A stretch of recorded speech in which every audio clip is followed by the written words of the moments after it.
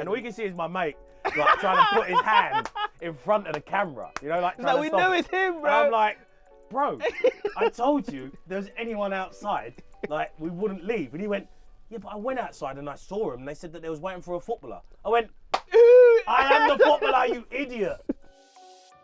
Everyone is too media trained, so now I'm asking the questions I want to ask, pulling up in my teenage hangout, wherever, whenever.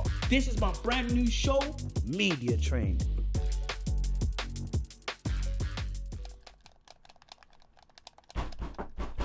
Yo, who's knocking the door like the feds, fam? Yes, JB. Come come in, man. How are you, mate? Look at the setup, bro. It's crazy in here. I used to go on holiday in places like this, mate. This is a proper caravan, isn't it? I've got a PlayStation 2, bro. The Pro Evo. Yeah, was you good at that? Oh, I was the don, mate. I was a don. Pro Evo back in the day, that was my thing. Yeah. It's alright. It's decent. Set up, innit? What year did you say I love football? Like, what era was that?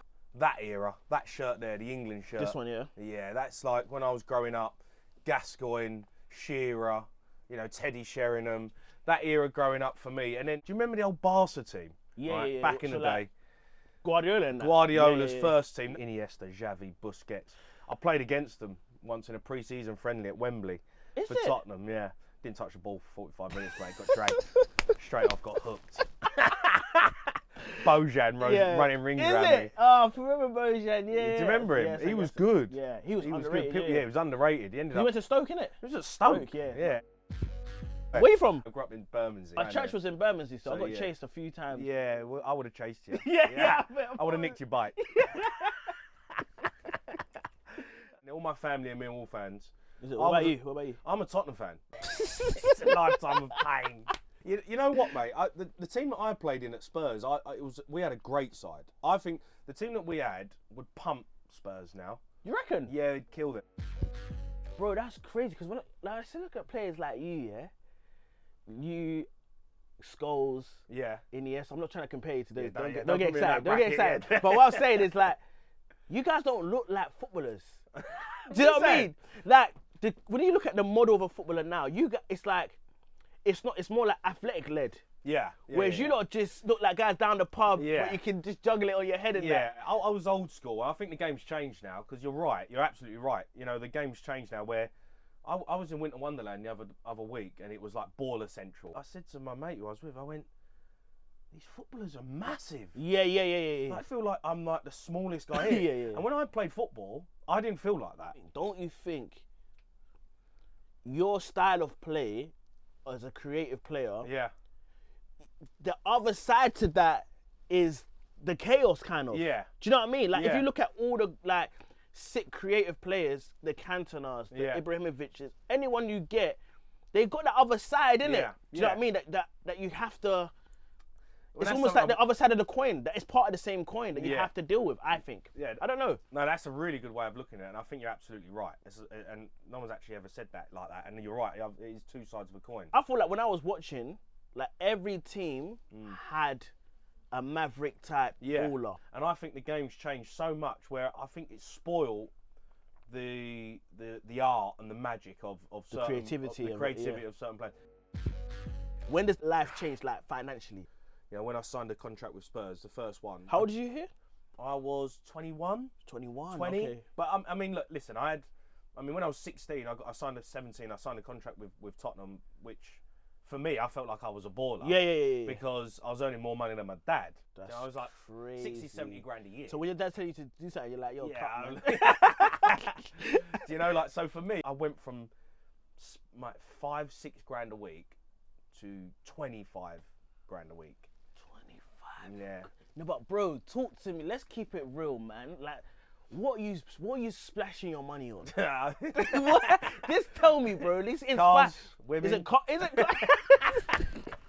You name it. Is that hard to navigate though? It was. Yeah, it was. Obviously, like, well, I come from being nothing, from a South. right? Yeah, that's what I'm saying. Being a South London boy, like coming from nothing, Yeah. and then all of a sudden you got the baddies on you in the club, bro. Yeah. What was that like? Just having to, and also trying to focus on the football at the same time. To be honest, mate, I struggled with it. You know, I come from Bermondsey. I grew up in Dartford, and all of a sudden I got 25 grand a week. You know, £1 million a year every month. And does it come every week? every month. So you know, you're talking about £100 a month, but then tax as well. But then if you play, I was getting £5 a game, bonuses for win bonuses. So there was times when I was getting 75, 80 grand a month. It's a lot of money, right, for a 21-year-old. And this is what I always say to, you know, any young players that I speak to or I see now. You don't realise how quick it goes. Bang. Well, as in the money goes or the lifestyle, everything. Straight away, it can change. And before you know it, you're like, oh my God.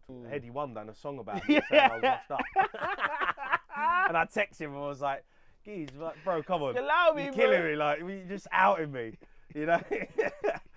So it changes, football changes quick, really quick. And I always say to these young players now, you've got to have things in place from the start. As in having the financial training. Yeah, financial training, you know, knowing how to deal with your money, having the right people around you, because there's a lot of people out there who just want to take you for a ride. At this point, your life is mad public, innit? You're a public footballer, public relationship, all of that. Yeah. What was appealing about that? Was it just the fame of it? I never wanted the fame. Being successful and playing football is like a drug. I was on the back pages for, you know, scoring big goals in Carabao Cup semi-finals, you know, making things happen for Tottenham. And then all of a sudden, I'm getting pictured on the coming out the front page. I used to love going out partying. Right? You was a party boy? Yeah, I was a party boy. Like, I can't. So how much? What's the most money you spent on the table? Don't lie to me as well. Come on, man. We're in the caravan. It don't matter. Well, I mean, do you remember China Whites in London?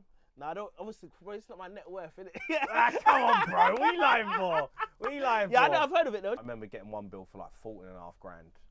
Are you joking? On one night? One night. Yeah. But so when you're out with the guys, yeah, did they all expect you to like? Yeah, of course. Yeah, I always fronted up for the boys. Do you know what I mean? Like that was just how it. Mad. You know, because I always I've still got my 3 best mates are my mates from school. Okay, yeah. So like wherever I go, you know, if I can get them to come with me, like they're my boys. I look after them. Look after them. And I've always looked after them, and they never asked for anything off me. But just always what you do, right? You look after your boys. Yeah. I never forget my mate. I said to him, listen, you need to. he's so dumb, right? He's so dumb, right? I say to him, listen, you need to go outside, right? Because we're gonna go somewhere else. We've got some, you know, people with us. Come. Yeah, right? Yeah. You need to go outside, check, and see if anyone's gonna take any pictures when we go out. And he's like, all right, yeah, I'll go out. I'll make sure that, you know, that there's no one there when we come out, right? So then he goes out, he comes back, he says, all good, sweet, let's go. So we walk out, and I walk out, and I'm drunk. Right? I'm drunk, right? And I've got lipstick. No. Yeah, mate, I'm in a bad way, right? It's one of them, right? It's one of them. And just tapped, like, everywhere. And all you can see is my mate, like, trying to put his hand in front of the camera, you know, like we know it's him, bro. And I'm like, bro, I told you there was anyone outside, like we wouldn't leave. And he went, yeah, but I went outside and I saw him and they said that they was waiting for a footballer. I went, I am the footballer, you idiot. Like, what are you doing? You are killing me. Like, are you stupid? And I've never ever let him live that down. That picture went in the front page and I was in a mess. Harry Redknapp come up to me and was like, you need to stay out of the papers.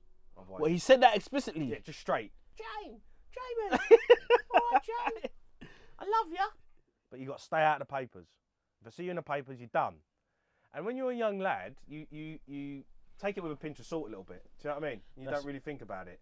And actually then I realised, looking back, he was right. And it ended up, he did leave me out of the squad. I look back on it and think, God, I could have been so much more. Well, as a footballer, you reckon? Yeah, I do. I was in the Tottenham team, but I was in and out of the team. I wasn't a mainstay in the team, but I was a big part of Tottenham's what they were doing. In the end, I did lose a bit of focus, and I look back and think, listen, I had loads of injuries, which didn't help me. But I could have been more. I should have played for England. I think I should have played for England. And it was only Harry, and I say Harry Redknapp was because I phoned him, and he was at QPR at the time. He was in the Premier League, and I hadn't spoke to him for years. And I phoned him, and I actually said to him, Harry, I'm in a bit of trouble, mate, and I need your help.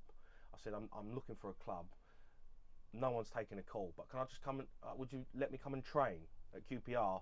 Just to come in and, you know, I'll just train with the reserves or whatever, but I need to keep fit. He turned around to me and said, come in tomorrow, 10 a.m, I'll get you a kit, you're with the first team, every single day I'm going to treat you like one of us until we find something for you.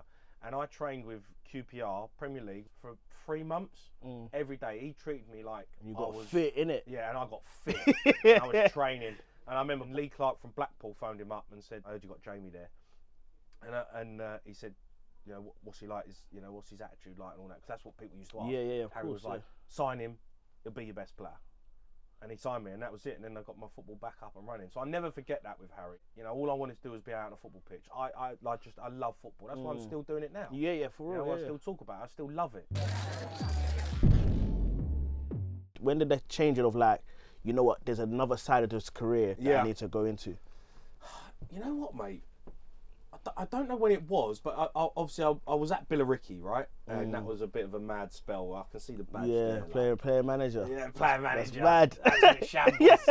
Turning up, you know, dog and duck. I didn't get in, you know. I went on trial there as when I was 14. They let me in. What? You went on trial at Billericay? You didn't get in? So you must have been terrible. That was terrible, bro. If you ain't getting in at Billericay, mate, you must have been bad at football. I was bad. Yeah. But you know what? It set me up for something else because it was a transition period for me. I always loved doing the media stuff. I never thought I'd go into it as much as what I've done. I just winged it. And, you know, then all of a sudden things started happening. You know what? I actually enjoy this. I like talking about football. Is there ever like, cool, like you've said something that you thought, rah, that was mad? Yeah, I've said a few things, let me tell you. On radio, you kind of sometimes you lose yourself. You forget that you're going out to millions of people, right? I think I said something about Arsenal once, and I think I called them the bottle jobs or Banter FC or something. Let me tell you, man, I got absolutely peppered for weeks. For weeks from Arsenal fans battering me like 24/7. I'm like, jeez, you know, like sometimes you just forget. If there's one thing you could change, what would that one thing be? You put me right under the gun there. Yeah. I've gone through it all, like going down to like the last pounds in my bank account, from having millions to then bringing it back and being able to buy a nice house, drive a nice car again, and be around nice people, do nice things, do great things. So I think like everything that I've learned and done and has put me where I am now. So how can I have regrets? For real, yeah. Because I get to do something that I enjoy every single day. Yeah. I wake up and I can have a laugh with my mates. Bro, it can't end any better, bro. Thank you so much, bro. Mate, appreciate it, man. Appreciate it. Thanks so much. You need to get a better caravan. Yeah, I know. I can't lie. Anyway, let me get out of here, man. Let me see if I can reverse the dinger in that.